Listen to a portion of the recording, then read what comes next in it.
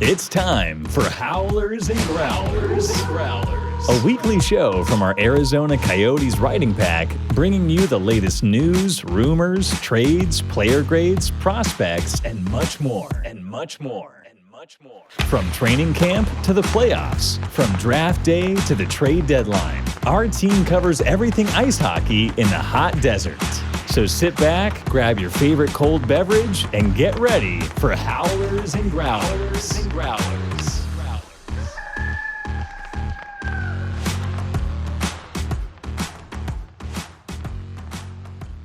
Welcome to Howlers and Growlers. I am your host, Pat Brown. Joining me, as always, my line mate, Haynes Evans, and we are thrilled to have you join us for another show. We're also thrilled to welcome a great friend of the show, credentialed New Jersey Devils reporter, and all-around amazing human being, Kristy Flannery. Kristy, thanks so much for joining us. How you doing? I'm good. Thanks for that introduction. That was lovely. I need to stick you in my pocket, just take you everywhere. Just introduce me everywhere like that. It could just be the introduction guy. I like it. I like it. Before we press on really quick, want to remind everybody at home this week's show being brought to you by Morning Skate, a daily newsletter delivered to your inbox Monday through Friday, who Kristy may or may not write for. Jam-packed with the best hockey stuff on the planet. It's a daily dose of the latest NHL news, rumors, history, funnies, quizzes, etc., etc. Just a little hockey fun and information brought to you every day of the week from the hockey writers.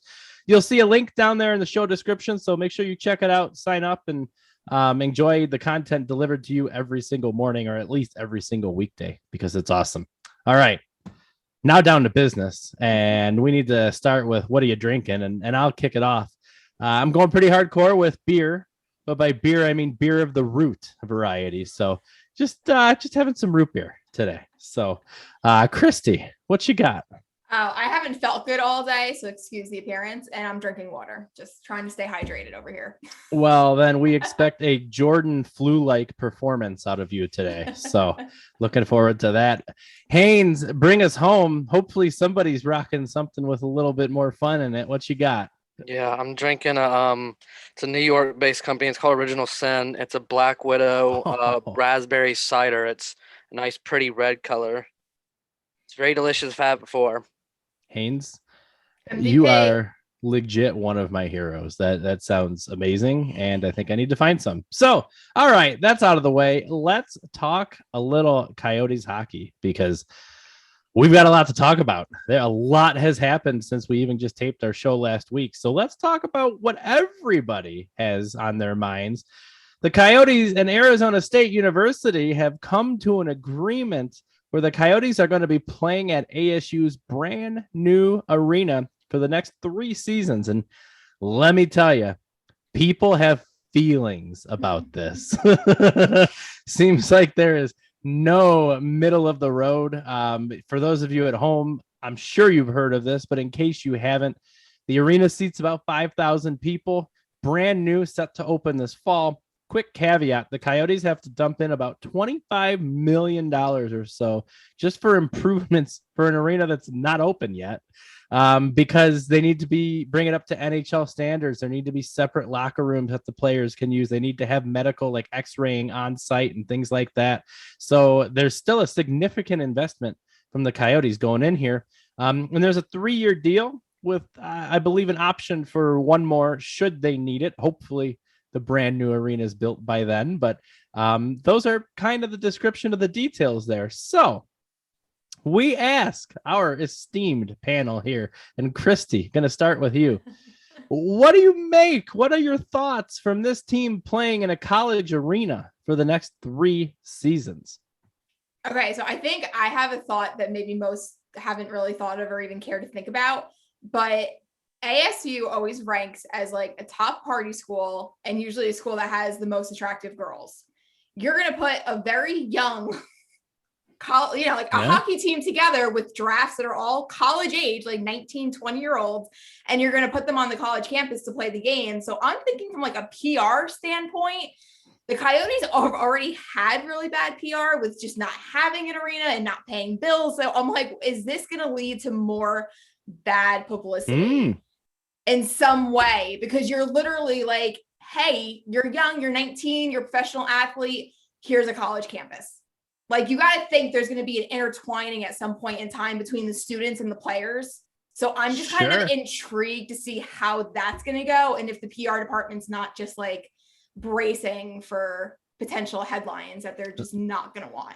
That is a spicy take right there, Kristy. I feel obligated to call out the Coyotes will not be practicing at that arena. Which is a good point. I had to ask that because I said, are we practicing too? They're going to be like getting lunch on campus with the kids. Like, go to the student union. Yeah, I mean, like Jack Hughes, Justin Mercer, like these are all college age kids, except they're professional athletes. So when you put them in the environment that they naturally should be in, how's that going to work? Like, are there going to be more strict rules of, you're on the bus, you're off the bus, you're not staying on the campus? Like, I'm curious to see how this is going to go.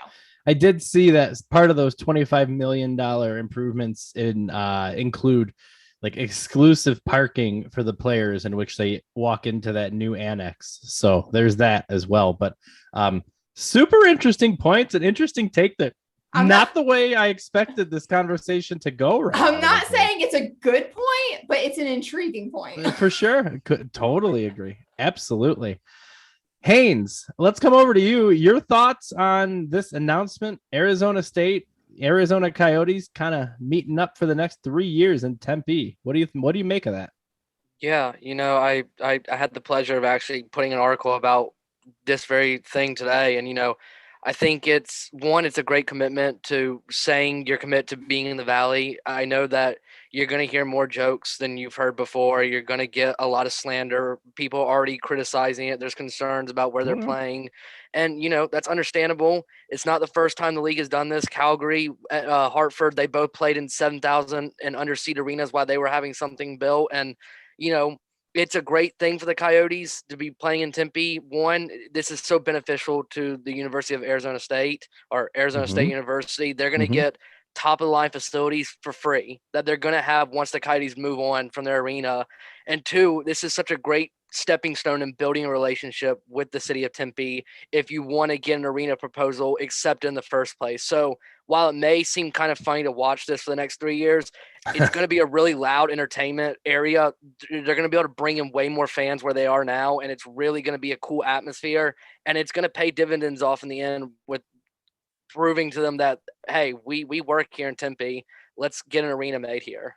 Yep, you're the latter point there about the how that might help with the proposed district in Tempe. Hold your thoughts on that. We'll come back to that in just a minute. So that's a really good point too. And for my part, I think it's going to be good for both sides. I think you've got a chance to engage a relatively new NCAA hockey program that has been pretty good. For considering it's hockey in the desert. And I think they've been around, and I'm sorry if you're from ASU and you're watching, but 10 or 12 seasons. I know they've made the playoffs, the tourney, half of that, in fact. So they've had some success already in Tempe. And I think just all around it kind of builds excitement, and it allows for the Coyotes to kind of establish that temporary home. And I know there's some concerns about like revenue sharing, things like that, although Gary Bettman didn't seem overly concerned. One thing I will say, this is a random idea completely off the top of my head, so I have zero basis for this, but I feel like the Coyotes may have the ability to take advantage of, say, Chase Field a few times a year or something like that, where they can play their home games at Chase Field in a stadium that holds way more than Gila River even holds. You got to feel the novelty of that, and the availability of those tickets will draw, and they'll have the ability to make up some revenue that way. So I think the Coyotes need to get creative, but I think there's opportunity here. And as Kristy pointed out, there's also opportunity for the players. So everybody wins. Everyone wins. Let's be honest. But good stuff. Good points. Let's stay on that topic right now. And Haynes, I'm going to start with you here because you brought it up, and it's a really good point, and a lot of folks are talking about it to begin with. The overall proposal, $1.7 billion privately financed entertainment district in Tempe, was supposedly in jeopardy. Even if you look back a few weeks ago, the city council, they didn't have enough votes on the city council to be able to get approval to move forward. Does this deal change that? And Haynes, I want to start with you. Yeah, I think it does. And I think the biggest reason why it does is look back on the Coyotes refusing to pay, missing on paying bills. That was a big blow that a lot of people thought was the turning point for the city council for Tempe, was that the Coyotes couldn't pay the bills on time. They didn't know if they wanted to bring them here. But when Arizona State and the Coyotes agreed to this deal, Arizona State said, well, up front, we want the money up front, so we know you'll pay us. And the fact that Coyotes went out of their way to pay that up front to show that we can pay bills on time, we will not let something like that happen, I think is a great stepping stone, and one, showing that you can pay bills on time, you can get rent on time, whatever need be, but also shows that you're expanding even more on that by paying even more than you already could have done at, some other place. I mean, they're paying all this extra money to show, hey, we're committed. We want to help Arizona State out. We want to, get this rink up to NHL standards, but we want to leave them with great facilities. And I think the city council has to look at that and think to themselves, they're putting all this work in Arizona State. They're building this relationship with Arizona State. They're helping them out. They can keep a happy kind of marriage of sorts between the two. I think it pays off dividends in the end. Absolutely. Super good call outs. Kristy, over to you. So let's paint a picture here. You're on the Tempe City Council, and you've heard the rumblings out of Glendale because Lord knows they've been loud about it. Yeah. And you're on the fence about approving a proposed monster entertainment district. And now you find out that they're partnering and adding $25 million into a brand new facility. Does that sway you? Does that change your mind? Does this deal help the Coyotes get their permanent arena in Tempe? Yeah. I mean, I don't even know how I could follow up what Haynes said, because he said everything just perfect. Like, you've literally just summed it up in a perfect way. But yeah, I mean, at this point, it could be a win-win. It's like you said, opportunity is there for everyone to kind of win with this. It's just a matter of what decisions are made, but there is opportunity for everyone to be happy with the result of this. Absolutely. And I think one more thing that this allows the team to do, and I actually feel relatively strongly about this, is finally the Coyotes have come back and regained control of the narrative, right? And Kristy, this almost goes back to your initial point about behaving on campus, if you will, because you don't need any more bad press. You don't. Because they have had so much bad press coming from the city of Glendale. City manager Kevin Phelps has been just dragging this team through the mud as much as he possibly can.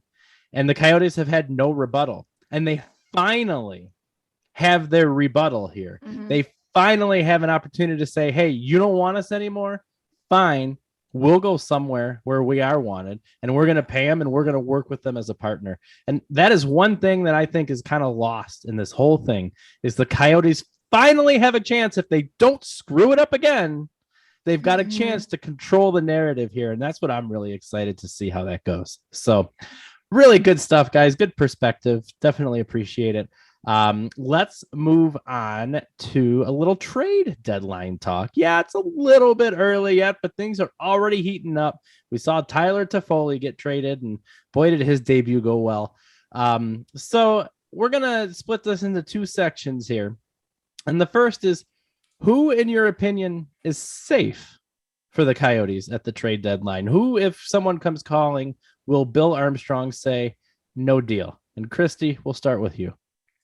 I would say the obvious choice is Keller, but at the same time, if you're going to wipe, you're going into a new, city, you're going into a new arena. Like, if you're going to wipe everything, clean slate, depending on what the package could be for Keller, is he untouchable is really the question. It's how much of a rebuild, and it's more than a rebuild at this point in time, but like how much scorched earth, like how much of a clean slate do you want? Is really, I think, what it comes down to. So I don't know. I would think Keller would be the only one that would be safe at this point.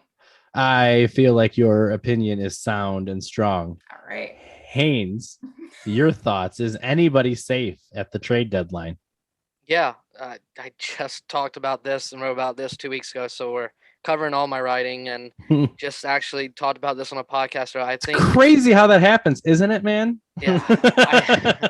I think there's three guys to me that I think are all lock-ins for two of them, the foreseeable future, and one's locked in for at least through this season. I think Keller's honestly a lot for the foreseeable future. I don't see Armstrong, who's already made the comments that he wants this guy as part of his future, and even Keller's bought into the rebuild, and he wants to be a part of this team for the future. I don't see him being moved for anything. Shane Gostisbehere is a guy who I think could maybe be back for another year. Is going to be back for another year in Arizona, but I don't know if it's necessarily. He might still be traded during the offseason, but I don't see him getting moved this deadline. I know that Armstrong's also said that he likes what Ghost has brought here. He wants to keep Ghost for another season. And then Karel Vejmelka, who's already in talks with the contract extension. He's another big guy that I know the Coyotes see as a important part of the future. So those would be my three guys who I think the Coyotes have looked at and are saying, I don't think there's anything we can give you guys unless McDavid, Draisaitl on a first-round pick. I don't think anything happens out of that. One name noticeably absent from that list is one Jakob Chychrun. So that is interesting. For my part, I agree with both of you on Keller. And actually, in my opinion, Keller is the only untouchable prospect. That's funny. The only untouchable player on this roster. No doubt in my mind, he's not going anywhere. Everybody else is up for grabs. Now, Haynes, I actually think your point on Veggie is a really, really good point. But I don't think any team's going to come calling for him. No. I don't, you know what I mean? So I think Devils might. They need a goaltender. I think if the price was right, they would deal him, but I don't think anybody's going to come necessarily calling for Veggie, except for New Jersey, maybe, to Kristy's point. Maybe. But I think Keller is really the only untouchable player that they have. Everybody else, if the price is right, see ya. Thanks. They've got a lot of UFAs coming up at the end of the season. We'll talk about that in just a moment. But before we do, don't forget to sign up for the Hockey Writers Morning Skate at morningskate.io so you don't miss out on the best daily hockey newsletter on the planet. It's delivered every weekday at 8 a.m. sharp. Be the first to know what's happening in the world of hockey. When you wake up, you want to know what happened in the Olympics, you can look right there, assuming, well, we've got just a few more days of that now. But make sure you sign up. Go to morningskate.io. Sign up for the newsletter. You won't regret it. You get to read Kristy's writing every single day. All right. Our bills are paid. We're on the air for another week at least. So let's keep our trade deadline discussion going on because we talked about who's safe. Now we'll flip that question a little bit and ask you, who do you think holds the most value as trade bait that Bill Armstrong can dangle out there? A couple of things I alluded to before that I'd like to call out. Believe it or not, the Coyotes have 15 unrestricted free agents at the end of this season, which is just phenomenal, by the way. 4 of those are on IR currently, just to call out. 2 of those are goalies in Scott Wedgwood and Carter Hutton, who's on IR. Vejmelka, of course, would be a restricted free agent, so he doesn't really fall into that bucket. But there are a lot of rental players that Bill Armstrong could potentially deal. So I asked you, and Kristy, we will start with you on this one. No. Who do you think holds the most value that Bill Armstrong could deal at the deadline? I feel like the obvious choice is Chychrun, if I could say that. I think he's the obvious choice, but I also feel that, again, if we learned anything from Tampa, you don't necessarily need the big name when it comes to the trade deadline. Like, you just need the right piece. Sure. So maybe there is another player that could kind of slide into like a St. Louis Blues or a Colorado Avalanche as a bottom 6, kind of how a Blake Coleman did it, and make more of an impact than just grabbing the guy that has the highest value. So I guess value, we're going to go with Chychrun, but I feel like there's a dark horse on that Coyotes roster somewhere that could maybe make more of an impact. And that's a really good call out because, you know, you need those role players to win 100%. Championships. You need those role players to win championships. Haynes, over to you. Who do you think holds the most value or Bill Armstrong could get the most out of as we approach the trade deadline this season? Yeah, I mean, like Kristy said, the most obvious choice is Jakob Chychrun, whether he's moved this season or not, or off season, or whenever it is, or if it's never. He also holds the highest value. But I would say if we're looking at guys who more than likely or not are going to be moved, and it's all kind of but known, would be Phil Kessel. I think holds a pretty high value. Yeah. And then a dark horse for me would be a guy like Nick Schmaltz. He's Oh. 24. He's having a good recent hot stretch. If he keeps it up, I think it's someone the Coyotes could look to maybe try to shed that contract. Yeah, and maybe pick up. Yeah, it's a big contract. Shed that contract and pick up maybe like an aging veteran or something, or pick up a couple picks out of it. I think that'd be my dark horse there. But Kessel seems like the most obvious. My only concern about the Schmaltz deal is you wouldn't necessarily want to retain too much salary because they've already retained almost $1 million a year for OEL. Yeah. That runs through, I think, 2028, if I'm not mistaken. It's a while for that. Now, that's the only one on the books after this year. They're only retained salary, but certainly worth mentioning. For my part, Haynes, you're going to shake your head because you put him on your untouchable list, but I think Ghost. I think Gostisbehere could command a really good return, and part of me would hate to see him go. It's been a lot of fun to watch him this year have a career resurgence on a bad team and seeing him enjoying himself while doing it.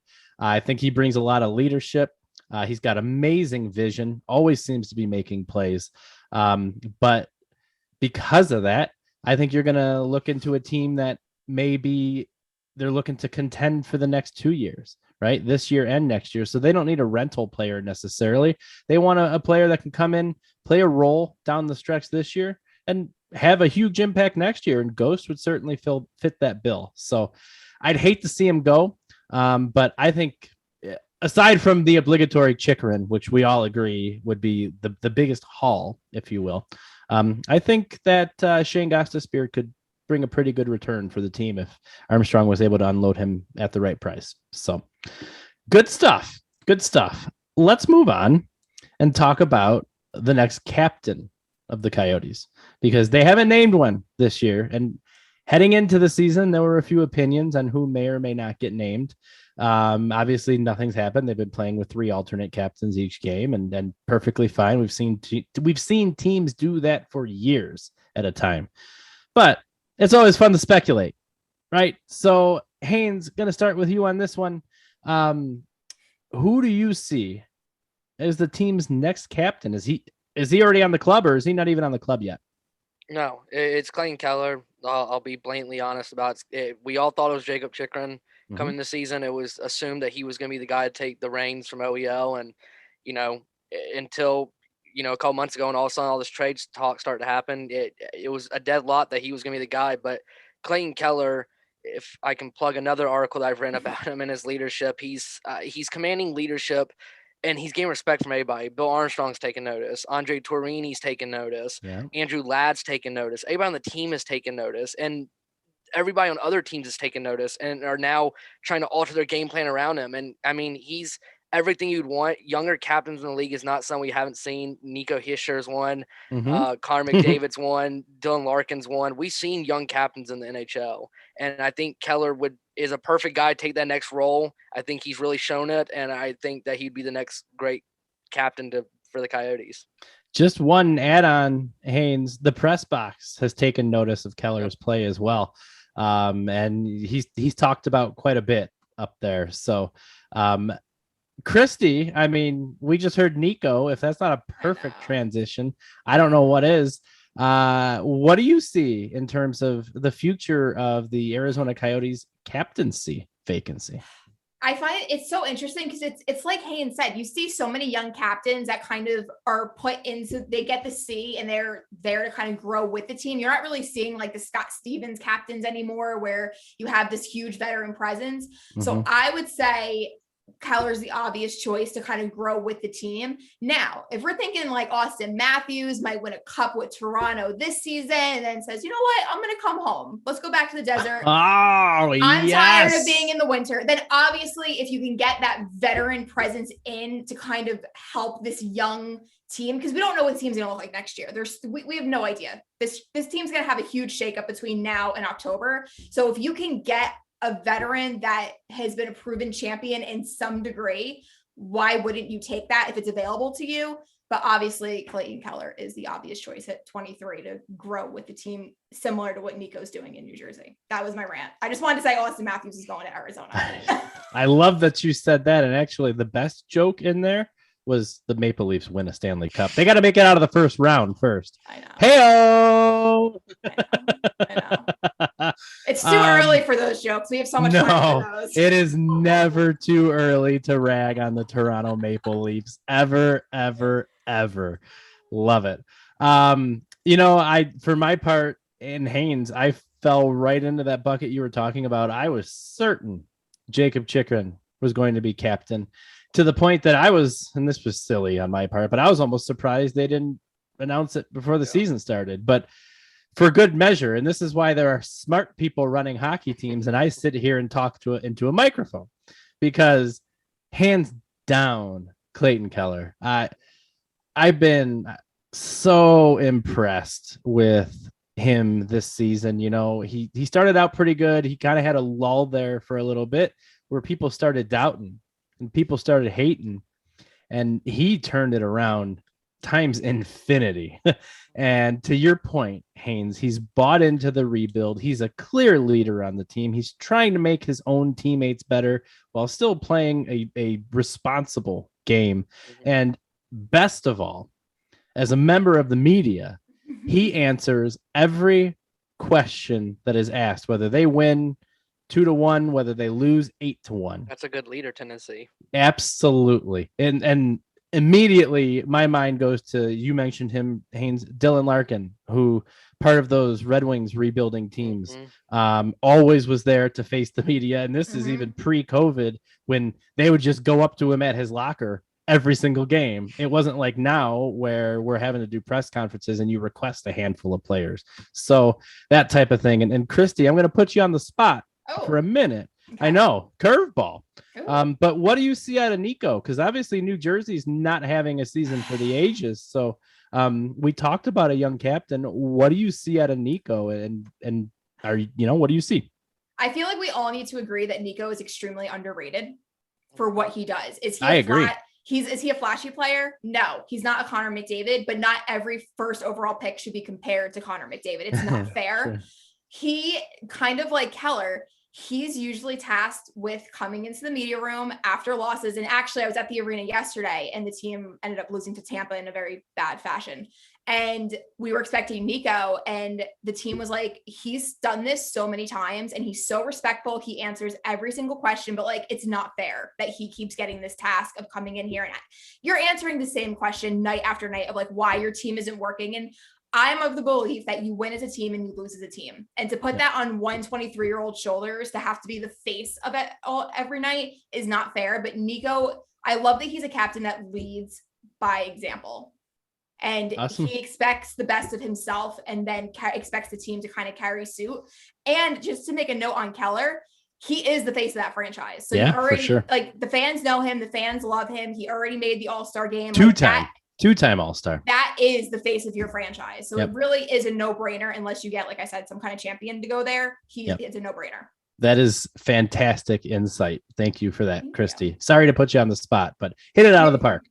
Fine. All right. We've got one more topic really quick. One of our favorites on the show, just daydreaming of the NHL draft, Tankathon 2022. Let's just take a couple minutes and talk about Isaac Ike Howard.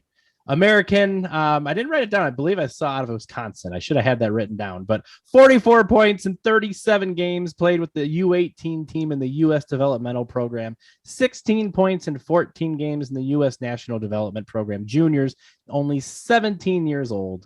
I've seen boards have him as high as 10th and as low as 34th. So Kristy, we'll start with you. What would the Coyotes be getting if they use one of their 3 first-round draft picks on Ike Howard? Obviously, I don't know that much about the Coyotes, the prospects over there, but what I will say is that he has a good shot, which is never a bad thing to have on your team, and he seems to be hard to defend against. That's really all you need to know. That's what you needed for a forward. So for me, that's good enough. Solid. Good stuff. Good stuff. Haynes, over to you. If the Coyotes have a chance to draft Ike Howard, what will they be getting? Yeah, you're going to be getting a 5'10" winger which has kind of become the norm nowadays with forwards. You see smaller forwards. Clayton Keller is in that realm, and he's 174 pounds. He's not light by any means. He's got a good body presence on him. He can, he's hard to get off the puck. He's gifted offensively. He has great puck skills. He has a quick release. He can make plays just out of nowhere. And like you said, he needs to get a little bit stronger despite his weight and size. But, I can see exactly why he falls anywhere from 10th to 31st. He's kind of one of those players that is you take a shot on in between the middle there, and he's a big high risk reward, and he exceeds expectations, or he takes a little bit longer to develop to get what you need out of him. Yeah. Really good stuff. The only thing I have to add, they say, and Kristy, you kind of alluded to it, he's got just a wicked, deceptive snapshot where I guess it's very, very difficult for goalies to track off of the blade of his stick when it comes up. So just figured I would throw that out there. But hey, that's it. We made it through another show. Kristy, thank you so much for taking the time out to join us this week. And you at home, in case I haven't convinced you with my first 2 plugs, sign up for Morning Skate. You're going to get to relive some of Wes McCauley's most legendary moments as an NHL referee. 5 minutes for fighting. Just content that's going to bring a smile to your face every single weekday morning. Join the fun at morningskate.io. Sign up for the newsletter. Thank you so much for joining us for another week. We love it. We feel so lucky, and we will see you next time. Cheers.